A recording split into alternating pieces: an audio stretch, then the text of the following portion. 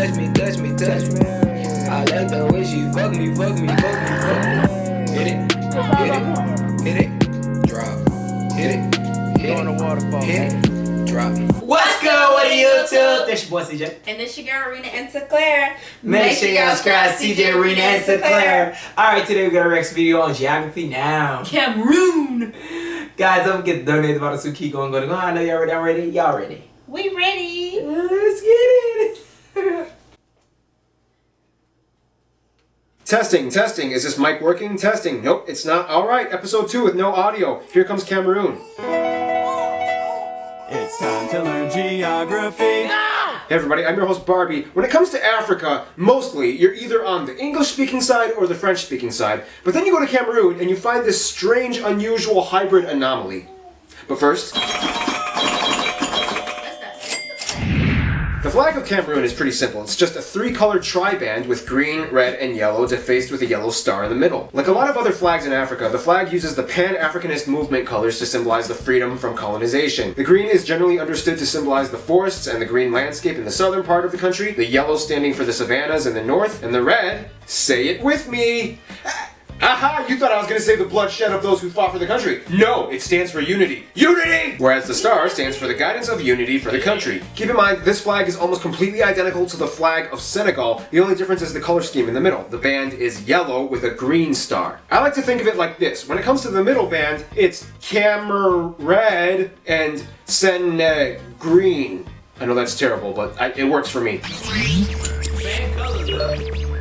Modern-day Cameroon's boundaries kind of have a strange story behind it because it kind of has to do with 3 European countries and multiple tribal peoples in the area. But first, although generally classified under the region of Central Africa, Cameroon is located in the crossroads between West Africa and Central Africa, right at the Bight of Bonny on the Gulf of Guinea, often referred to as the hinge of Africa as it borders 6 other countries. From a whole, the shape of the country has a narrow neck corridor in the north with a beak that makes it look like a cockatiel or a backwards unicorn duck. By the way, backwards unicorn duck, my sister came up with that joke. Ow! Kind of like Afghanistan, the reason why the country is shaped like that kind of has to do with European history. In the quickest way I can summarize this, first the Germans took over, then the English, then the French, then after independence the English sides had to decide whether they wanted to integrate with Nigeria or the rest of Cameroon. The north sides chose Nigeria, and the south side chose Cameroon. This effectively carved out the northern borders of Cameroon, giving it its distinct narrow panhandle that reaches all the way up to Lake Chad, or what's left of Lake Chad. We'll talk about that in the next section. One thing you have to understand is that even though this island is incredibly close and off the coast of Cameroon, it is actually not part of Cameroon. It's Bioko Island, home to Malabo, the capital city of Equatorial Guinea, the only country in Africa that speaks Spanish. Yeah, wait till we get to that country. Cameroon is split up into 10 semi-autonomous regions, and when I say semi-autonomous, I kind of mean that in a very literal sense because in Africa, legislation kind of fades into obscurity when you go into rural areas. With the exception of Littoral and Adamawa, each of these regions is pretty much named after the cardinal direction that it's located in. East, west, north, center, and the top is the extreme north or far north. However, Cameroon actually has a lot of accidentally named places too. I mean, the name Cameroon comes from the Portuguese word camaroes, which means shrimp because they found shrimp in the rivers when they discovered the area. The capital is Yaoundé, located in the center region, and still retains a bit of its French colonial imprint from early days when it was part of the French Empire. However, in postmodern years, they've actually built an influx of unique Africanized high-rises with unique geometric shapes and forms inspired from indigenous patterns and architecture. I mean, just look at the CNPS building with its massive boulder. Shh, just don't ask. Let it be. It's Africa. The largest and economically busiest city in Cameroon, though, is Douala, located right on the coast of the Gulf and, of course, hosts Cameroon's largest port and commercial industry. Basically, the most heavily populated areas are on the coasts, the center, the north, and everywhere else is pretty much just sparsely populated with little pod towns that are interconnected with these small dirt roads that look like a spider's web with flies caught in it. Due to the fact that ground transportation is not really well maintained, I mean only about 10% of Cameroon's roads are paved with tar, many of the towns have small airplane runways that they receive mail and packages on sporadic occasions. Entrance into the forest is difficult sometimes, and the terrain can cause a lot of travel difficulties the further inland you go. Let's talk about that terrain, shall we?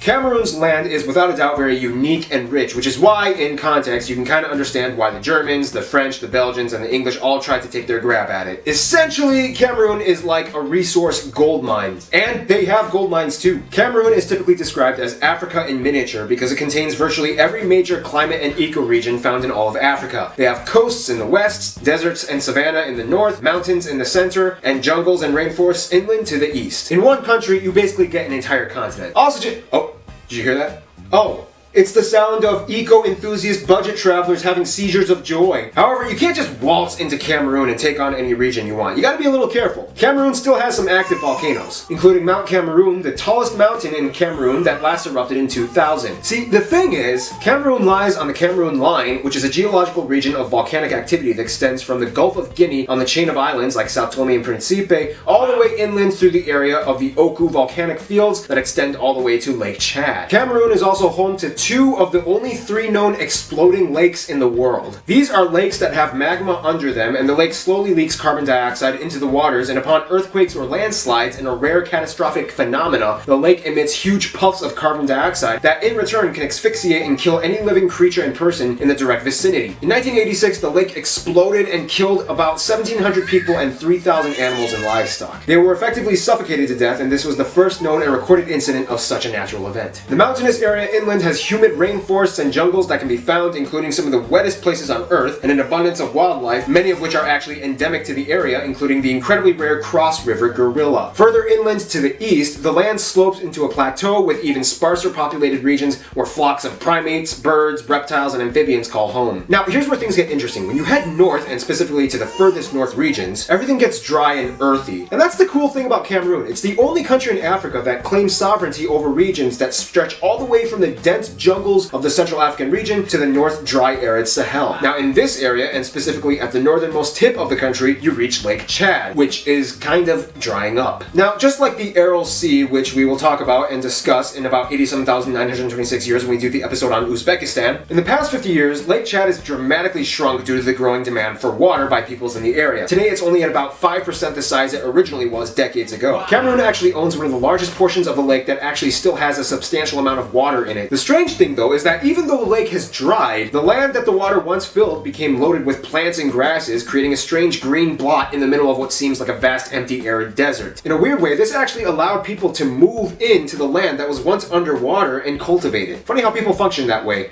Now let's talk about these people. Again, when it comes to Cameroon, it really is like an Africa in miniature, and that even applies to the people. Now, Cameroon doesn't really have a specific Cameroonian demographic. The country is made up of over 250 people groups and tribes that have relatively lived alongside with each other peacefully. The country has about 20 million people and is almost evenly divided between urban and rural populace. Now, it's really hard to get an exact ethnic ratio makeup, but in the most generalized format, Cameroonian Highlander tribes make up about 40% of the population, and coastal inland Bantu tribes make up about 30%. Then you have the Fulani and the Kirdi that also have large populations at about 10% each. The rest of the population is just kind of an other African people group not affiliated with either of these groups, as well as a very small group of non-Africans making up less than 1%. Although each of these people groups speaks their own dialect, all the dialects kind of filter down into 24 language groups, which are then categorized into a few language families like the Bantu and the Volta languages. Basically, if you live in the same general area, your neighbor, although from a different tribe, will still be able to communicate with you. Nonetheless, English and French are the official languages. However, French is more widely spoken. Only about 20% of the people speak English fluently, mostly in the northwest regions that used to be operated by the British. However,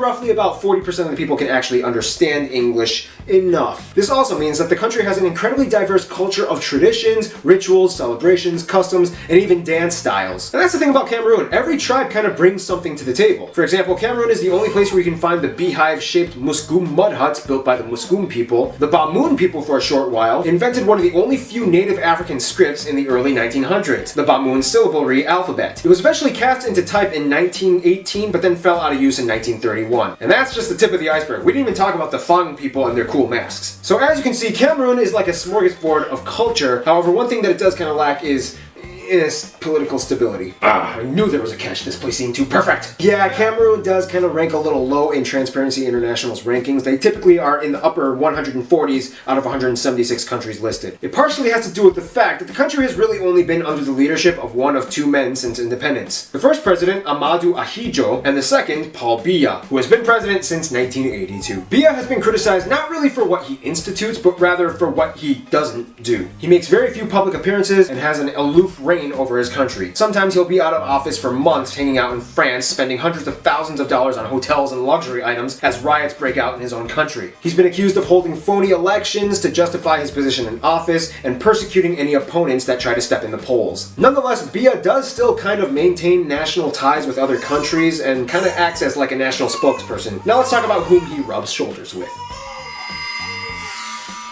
Now, Cameroon wouldn't be shaped and molded into the Cameroon that it is today if it wasn't for the various investments and interactions that they've engaged with over the years. For starters, Cameroon has a few disputes with Nigeria and Equatorial Guinea over maritime borders and exclusive economic zones. Some will tell you that these issues have been mostly solved, but most will also tell you, Canada and the US have great relations with Cameroon. Cameroon is a huge hub for US Peace Corps volunteers that help out with aid and HIV/AIDS treatment centers, as well as agricultural development projects. Canada not only started relations with Cameroon early, but in a funny way is very similar to Cameroon in that both countries share a culture of English and French division and influence. Now, as a former colony, Cameroon clicks very well with France. Both countries have numerous militaristic, economic, cultural, and construction agreements. The president is a frequent visitor to Paris, almost a little too frequent, and I guess one thing that he can be credited for is having successfully secured France's love for Cameroon. As for their best friends, however, Cameroonians would probably say their neighbors in the east, Chad, the Central African Republic, and the Democratic Republic of Congo. These countries understand each other pretty well on both a cultural and diplomatic level. Peoples of the north resonate well with Chad, whereas people in the east and south gel well with the Central African Republic and the Democratic Republic of Congo. All four countries speak French and have centuries of historical ties that go beyond brotherhood. In conclusion, you have this amazing, lush, diverse country with some legislative issues and gorillas and lakes that can suffocate you.